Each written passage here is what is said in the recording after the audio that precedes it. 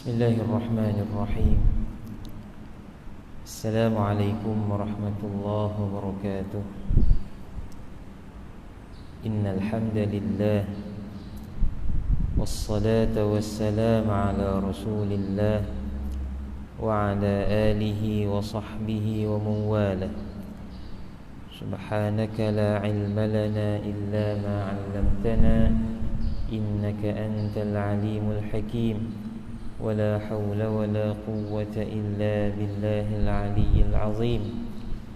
اللهم ألهمنا مراشد أمورنا وأعذنا من شرور أنفسنا ومن سيئات أعمالنا. أما بعد. Alhamdulillah. Tuan-tuan dan puan-puan yang dimuliakan Allah Subhanahu wa taala, sambung bacaan tafsir surah Al-Kahfi. Setelah pada pertemuan yang lalu kita membaca ayat tentang bagaimana tidak ada sesuatu apapun daripada perbuatan kita yang akan terlepas daripada dicatat dan dihisab oleh Allah Subhanahu wa taala, kecil ataupun besar, kecuali jika berlaku taubat dan diterima taubat itu sebelum seseorang itu mati atau datangnya kiamat. Kemudian bagaimana permulaan kekufuran iblis yang secara terang-terangan menolak untuk memberi tanda hormat kepada Adam alaihi salam setelah disuruh oleh Allah.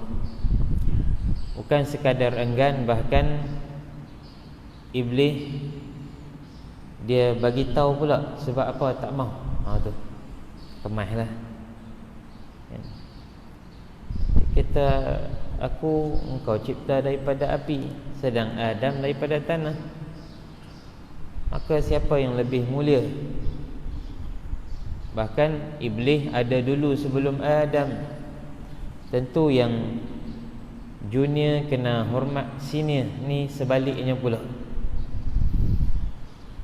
Ia berlaku untuk Allah tunjukkan kepada kita betapa di antara sesuatu yang boleh menyebabkan seseorang itu sombong adalah kerana dia ada lebih pada orang, dia hidup dulu pada orang, dia pengalaman banyak pada orang.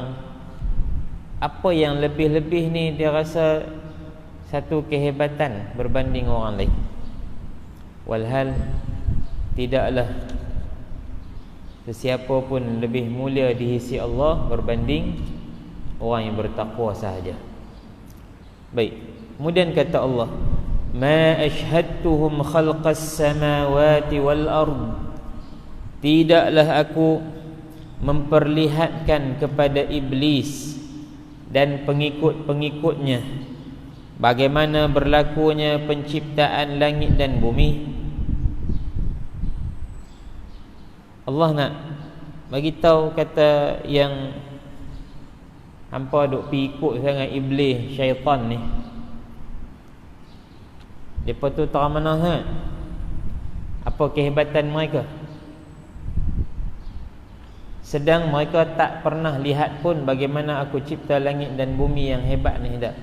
Langit dan bumi ni ada dulu baru mereka ada.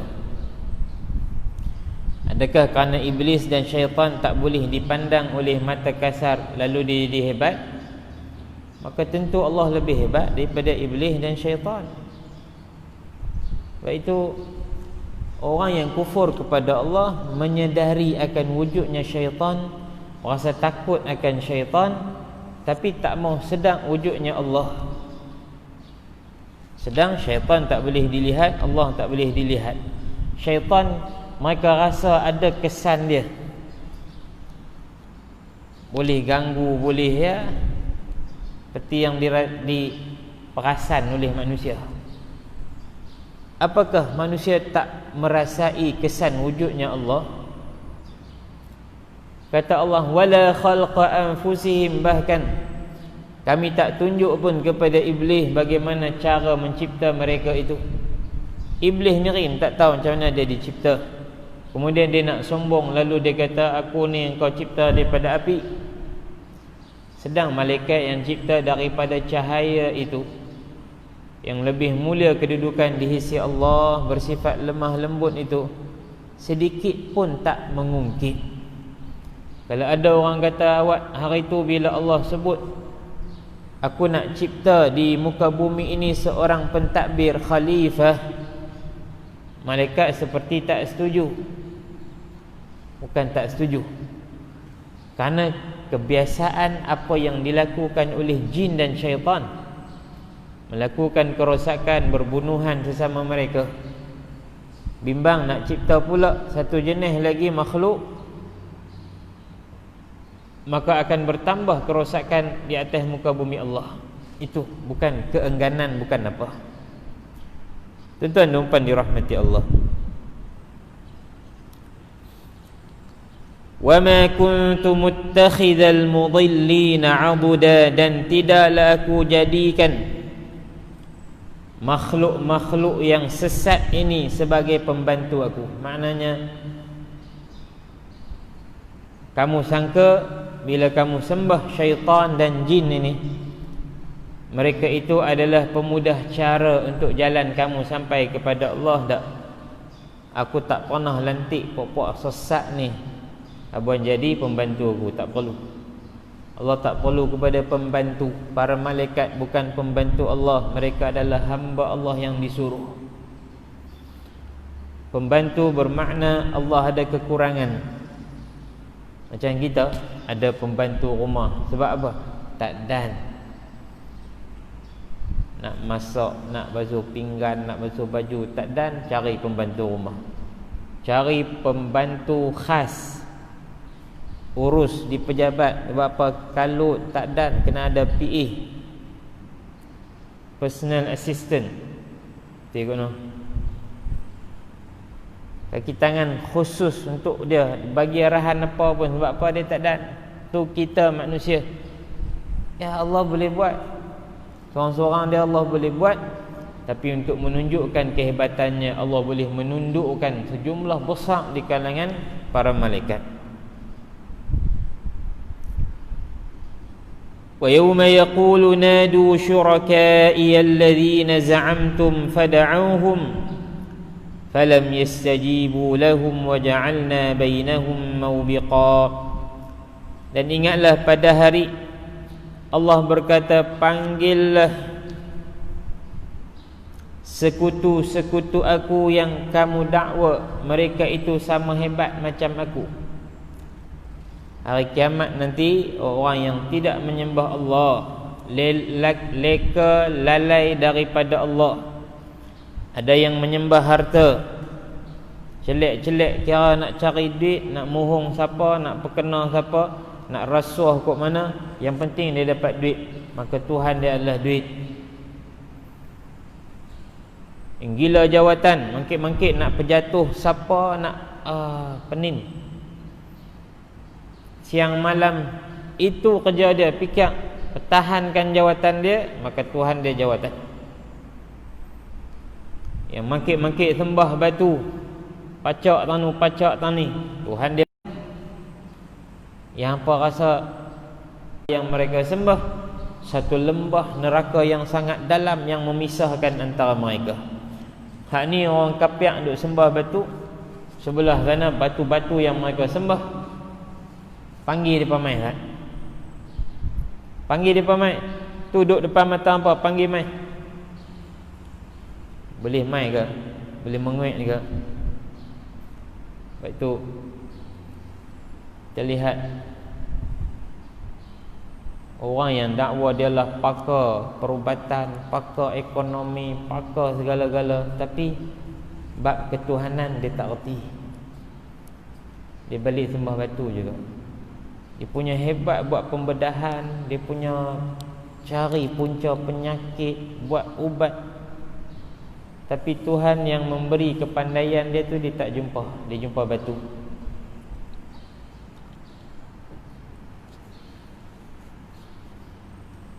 habis. Maknanya cerdik sungguh ke depan ni. Baik.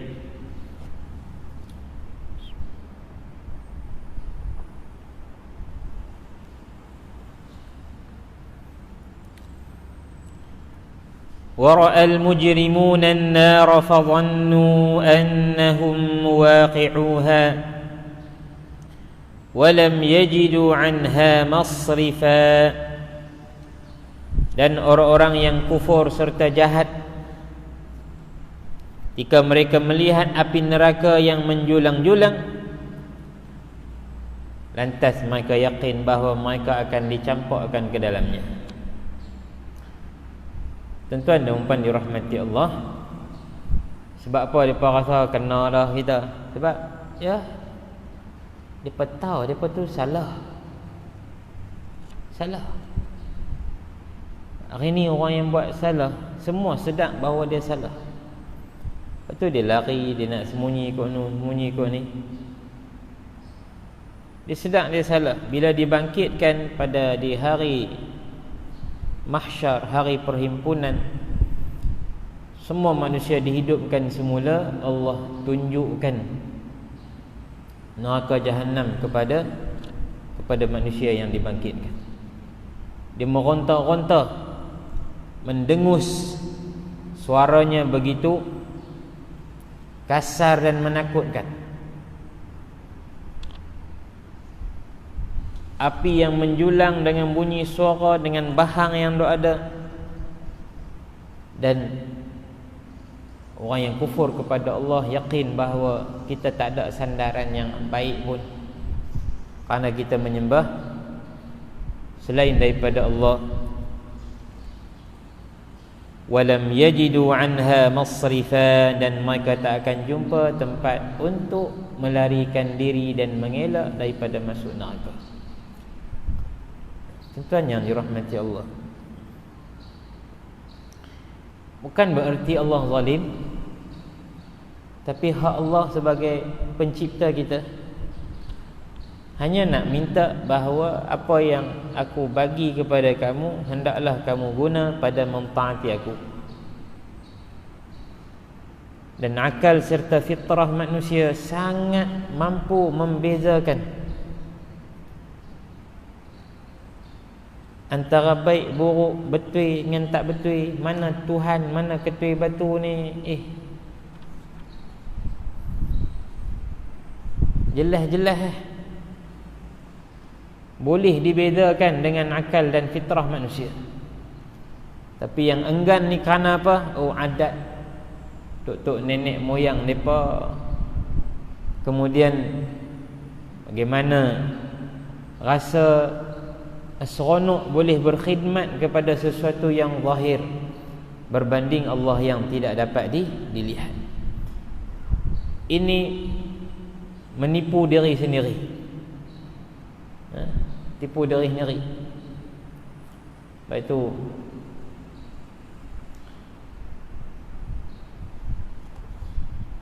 tak tahu, saya pernah tengok waktu kecil dulu lah, ada satu filem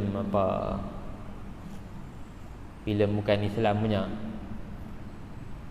ada orang main mayang dekat apa yang dia rasa Tuhan dia. Lepas tu ada budak sembunyi di belakang tu duk tolong bercakap. Dia pun duk minta tolonglah. Apa budak kata okey saya tolong. Dia terkejut. Awaknya terkejut sebab apa? Batu boleh bercakap. Tu kata memang tak boleh bercakap pun, tetap bercakap, jadi terkejut. Bagaimana Nabi Ibrahim AS menarik semula kewarasan kaum dia atau penduduk kampung dia yang punya duk sembah batu, duk seronok, hari raya tak hari raya mailah duk seronok. Dia ketuk habis batu-batu tu, tinggal satu Depa main marah, kata ni siapa buat? Panggil dia.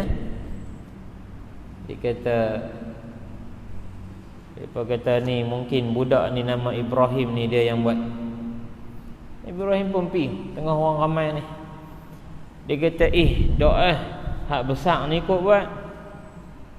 Tengok ada kapak kat tengkok dia. Spontan mereka ni kata apa? Mereka ni mana boleh bergerak? Macam mana dia boleh katok orang lain? Dia tak boleh bergerak. Nabi Ibrahim kata, habis hampa pergi sembah buat apa? Sampai nak pertahan diri pun tak boleh, nak cerita siapa buat pun tak boleh. Ini Tuhan apa? Tu dalam keadaan dia masih remaja. Oh, pok-pok ni panas terbakar ni. Nak jawab lagu mana? Tak ada jawapan. Kecuali harriquh. Bakar tak budak ni. Wansuru alihatakum, tolonglah Tuhan kamu. Ya pedajai kita habis yang ni.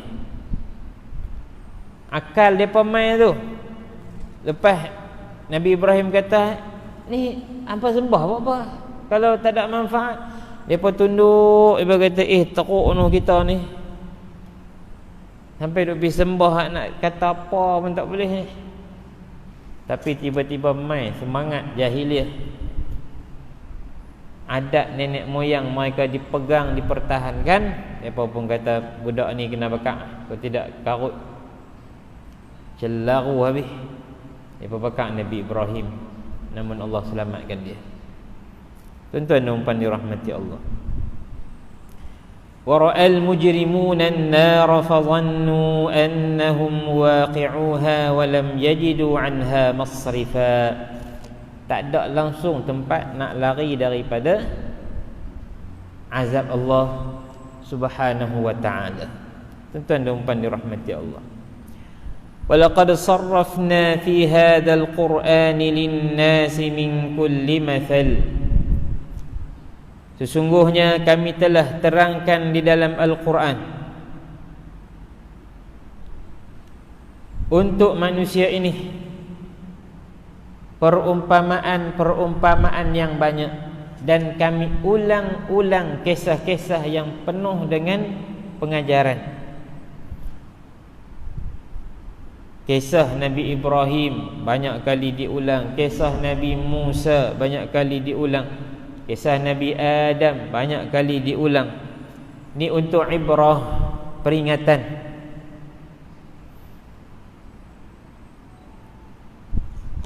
Di mana Allah ceritakan bagaimana Nabi Adam duk elok dah dalam syurga, tiba-tiba dikeluarkan. Kerana apa? Langgar arahan Allah. Bukan. Apa yang harus kita faham ialah hukuman tu tak? Kerana Allah memang nak ciptakan Adam untuk menghuni muka bumi,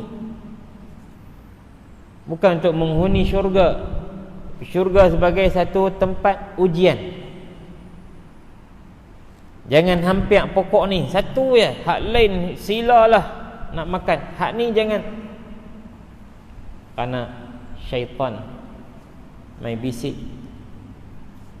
Cerita pula, tahu tak sebab apa Allah tak bagi hang makan dari pokok tu? Supaya hang tak boleh jadi kekal hidup macam malaikat. Malaikat kekal, tak mati. Tu. Hal adulluka ala syajaratil khuldi wa mulkin la yabla. Mau tak aku tunjukkan kamu wahai Adam, pokok yang kalau makan hidup kekal dan dapat kuasa yang tak akan habis. Oh, manusia ni hak dia nak jaga sangat, tak mau matilah. Hidup lagu mana teruk pun tak apa, tapi kalau boleh tak mau mati lagi lah. Lepas tu kalau ada kuasa dia tak habis. Walau tak larat, tak apa pandai pun, orang lain lagi pandai tak? Semua dakwah mereka pandai. Orang lain nak perintah, semua tak betul.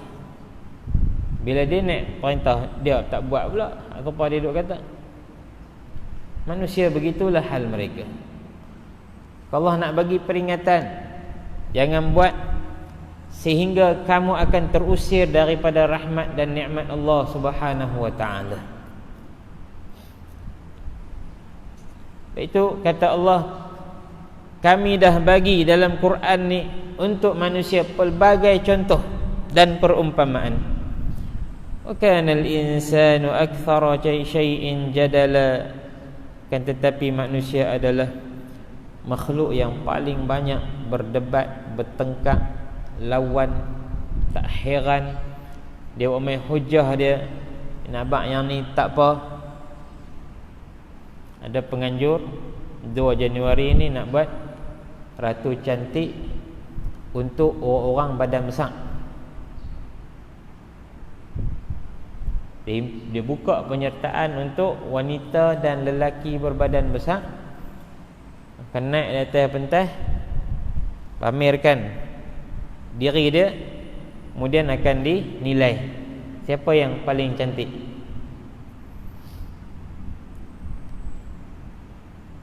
Lalu timbul bantahan.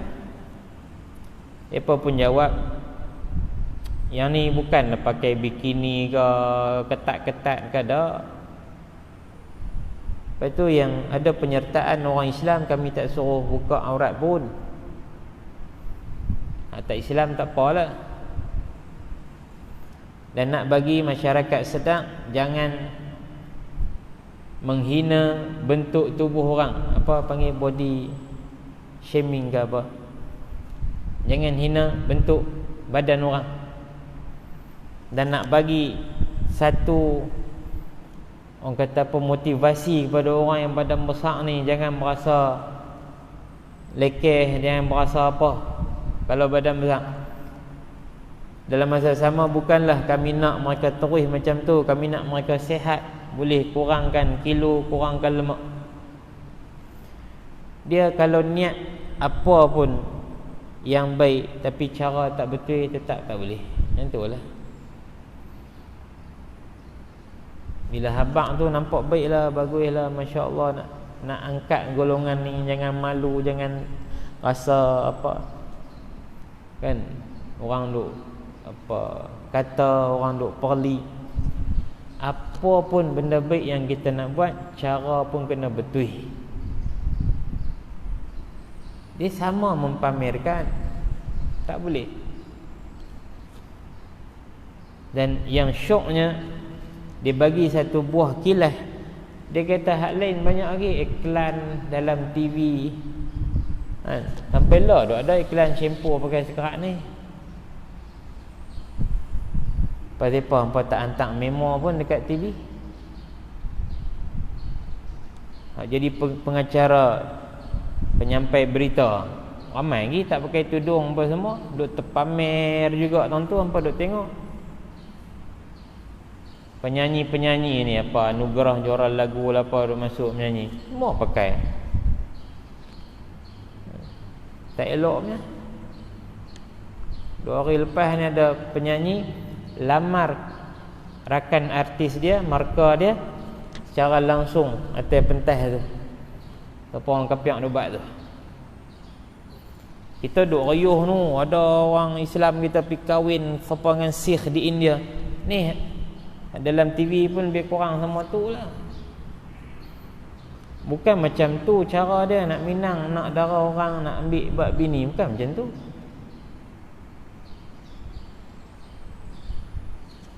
Adab di segi agama pun tak ada, di segi adab Melayu pun tak ada.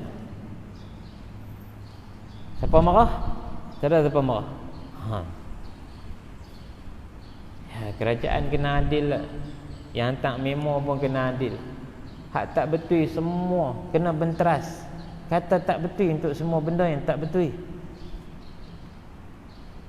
Sebab bila benda tak betul ni duk biar lama, anugerah juara lagu ni sampai kali ke 35, 36, 37, tak boleh nak berhenti lagi sampai 30 tahun lebih. Payah nak berhenti lah lagu tu. Bila kita hantar memo, orang bantah, apa Islam keras sangat, hanu tak boleh, hani tak boleh. papan-papan iklan kalau pi tuan naik pi ke Kuala Lumpur, tengok pi jalan berapa banyaknya besar duk jegil sambil renyih kejip mata kat kita. Semua dah. Yang ni ubat putih, yang ni bibir merah, yang ni bagi slim, boh gambar kurui pungkok tonggek lagu tu. Kenapa boleh lulus iklan-iklan macam tu? Eksploitasi wanita, jelas-jelas haram. Nak buka dalil apa lagi? Nak cari dalam kitab Taurat, Zabur pula ke? Kata haram benda tu. Cukup dah. Tak perlu dalil benda tu. Ma'ulima minad dini bid-darurah, kata para ulama, apa yang diketahui daripada agama secara spontan, secara mudah, bahawa yang tu haram. Tak perlu kajian dalam-dalam. Hanya perlu kepada perlaksanaan undang-undang, pemerkasaan undang-undang. Kita berjalan malah. Baik itu hari ini bila kita nak buat, kita nak halang, minta jangan, kita ni jadi buruk. Islam kelihatan, oh dulu tak apa pun, pasal pala tak boleh. Tu tak sama ke Islam dulu dengan Islam lah ni. Awak lah jadi keras sangat. Lepas itu dah kena mula buang sikit-sikit. Undang-undang Islam buat naik pelan-pelan. Pelan-pelan undang-undang penjajah yang dok ada. Bagi sungguh kuasa kepada agama untuk memerintah. Letakkan orang yang adil, faham sungguh, dan ada ketegasan dalam melaksanakan undang-undang Allah Subhanahu wa taala. Bukanlah dia untuk menyekat dan menjumutkan kehidupan manusia, tidak, tapi dia untuk menjaga kita semua dan anak-anak kita terutamanya. Tuan-tuan dan puan dirahmati Allah,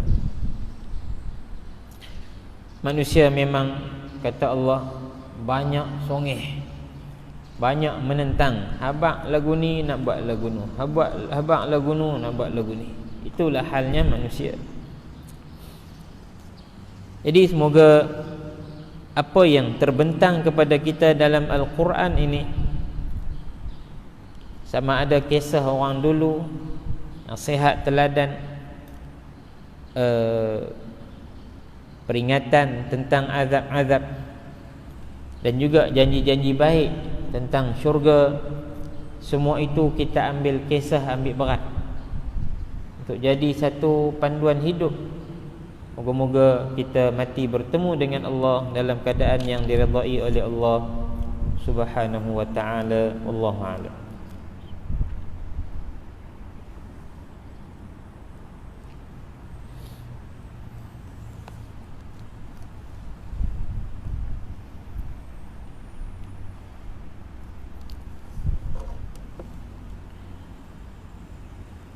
Hadis yang ke-11. Kita nak pegang kitab dia. Saya bawa kitab versi lama saya. Dia tu 10.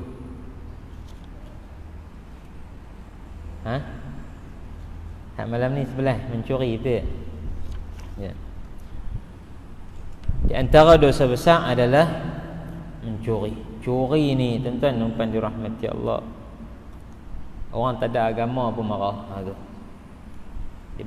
Dia bukan cerita agama saja, dia cerita bab adab, akhlak dan juga cara hidup.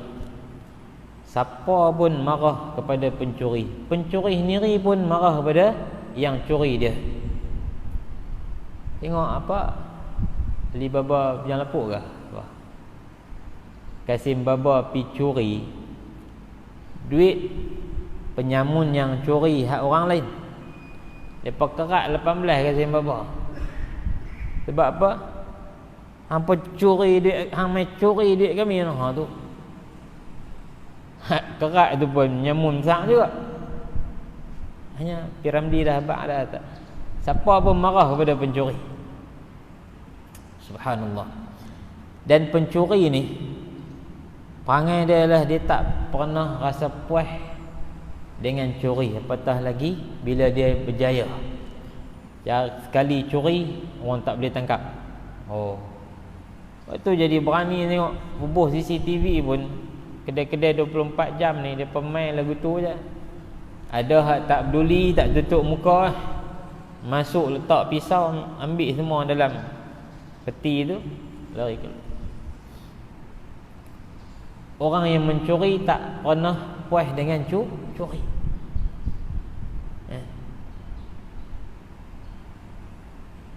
Dan apabila berlaku satu kecurian, dia akan mengecewakan pemilik barang yang dicuri itu.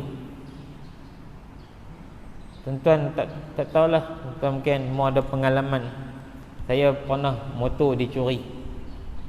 Keluar pagi nak pergi sembahyang subuh, lepas tinggal helmet saja. Lama mengigau. Saat mimpi. Geram dah duit kita untuk bayar sikit-sikit, bukan duit, ada duit sangat pun bayar sikit-sikit terang nak habis. Elok habis bayar orang balas. Kunci lah apa semua. Sebab tu Allah sangat marah kepada pencuri, sehingga hukuman kepada pencuri sangat berat, iaitu potong tangan yang tak boleh dibeli dan diganti dah. Kata Nabi SAW, la'anallahu as-sariq yasriqul baydata fatuqta'u yaduh wa yasriqul habla fatuqta'u yaduh. Allah melaknat pencuri yang hanya kerana mencuri telur, sebiji telur, maka dipotong tangannya. Dan dengan hanya mencuri tali, maka dipotong tangannya. Tu barang ni remeh aja, tapi kerana hak orang. Dan sebab bila dia berjaya curi sekali, nanti dia curi lagi pula, maka Allah nak halang dia dan orang lain daripada terjebak dengan masalah curi. Hukum dia potong tangan. Mencuri adalah dosa besar yang mengundang laknat dan kemurkaan Allah Subhanahu wa taala. Firman Allah, was-sariqu was-sariqatu faqta'u aydiyahuma jazaa'an bima kasaba nakalan min Allah wallahu azizun hakim. Dan orang lelaki yang mencuri dan orang perempuan yang mencuri, maka hukumnya potonglah tangan mereka sebagai satu balasan dengan sebab apa yang mereka telah usahakan,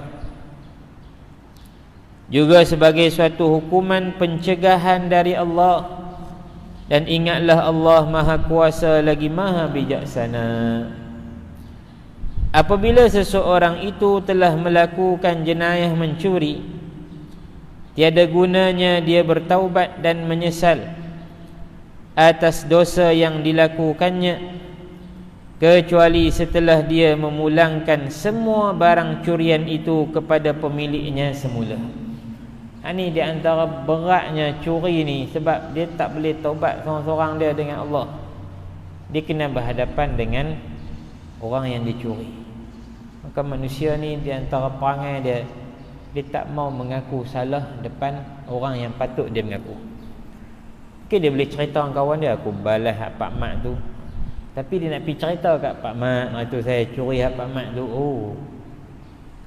Tak tahu macam mana perasaan dia. Tercabar, malu. Maka kerana itu daripada awal Allah larang jangan curi. Sebab kalau curi kena pulangkan balik atau pergi settle dengan tuan punya barang tu, minta maaf, minta halal ke kalau tak boleh bayar, atau janji bayar secara ansuran atau bagaimana. Dan hari ini kes curi membawa kepada pembunuhan. Hari ini tuan-tuan baca dalam berita, seorang pencuri ni dia masuk dalam rumah seorang makcik tua dah umur 61, samun dan dia bunuh. Bukan takat curi, bunuh. Tuan rumah pertahan harta dia, dia bunuh. Dikenakan hukuman gantung sampai mati. Jadi itulah, curi ni berat.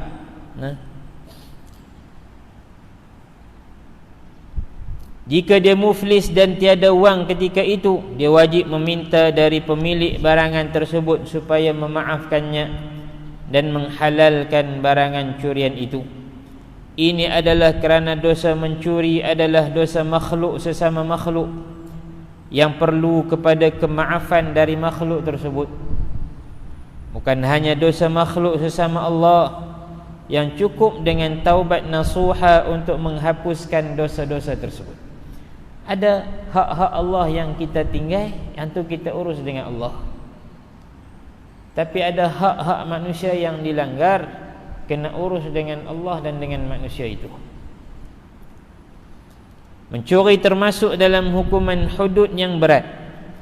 Nabi mengibaratkan hanya kerana sebiji telur dan seutas tali yang dicuri, lalu tangan manusia yang sangat berharga dipotong. Telur apa upang? 3 upang. Kalau lipa goreng, telur mata rebau jadi RM1, telur dadah RM1.50. Tetap murah juga. Tangan yang tak ada nilai dipotong, ya, kerana apa? Jahat.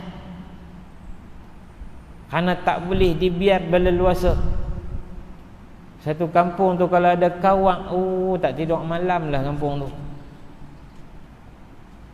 Buatlah sistem rondaan malam apa semua, kawak tu ronda sekali. Dia pun join juga. Okey, kami jaga okey 8 sampai ke 12. Ke 12 sampai ke 5. Dia jaga juga. Dia kata tak apa. Lepas itu balik 5 malam jaga, tak ada siapa curi. Pakat balik rumah balik. Itu yang berlaku kita. Tak ada agut mencuri. Balik. Mula pula abang dia letak mel. Lalu duduk kayu bersekat petang-petang, masuk rumah, terlupa sat hari tu terlupa. Esok keluar tak ada. Kata depa ni malam-malam depa kerja ukok. Depa ambil tender JKR ukok jalan pusing taman, pusing kampung. Ada benda selesai.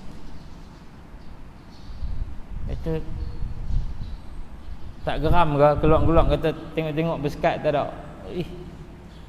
Itu sangat berat dosa mencuri, kena potong tangan. Ini kerana Islam lebih mengambil berat terhadap harta manusia. Bayangkan jika seseorang mencuri sesuatu yang lebih berharga dari sebiji telur dan seutas tali, alangkah besar dosanya. Tuan-tuan dan puan yang dirahmati Allah, maka atas sebab itu moga-moga insya-Allah kita tak mencuri. Namun kita kena jaga anak-anak cucu kita. Pesan kepada mereka, sesungguhnya apa yang dicuri itu akan habis, tapi dosa dia tak habis. Ada orang curi 1 juta, 2 juta, dia kena kata curi. Habis. Tak kekal duit tu banyak mana pun. Tapi dosa lagi tak settle secara yang disuruh, duk kekal lagu tu lah, mangkit kelak di hadapan Allah berat. Jadi moga-moga Allah tanam rasa iffah, rasa bermaruah, berjiwa besar, tak teringin kepada benda-benda yang ada di tangan orang lain, walau kita tak boleh miliki macam orang lain miliki, insya-Allah. Wallahu a'lam. Sallallahu ala sayyidina Muhammad wa ala alihi wa sahbihi wasallam. Alhamdulillahi rabbil alamin. Assalamualaikum warahmatullahi wabarakatuh.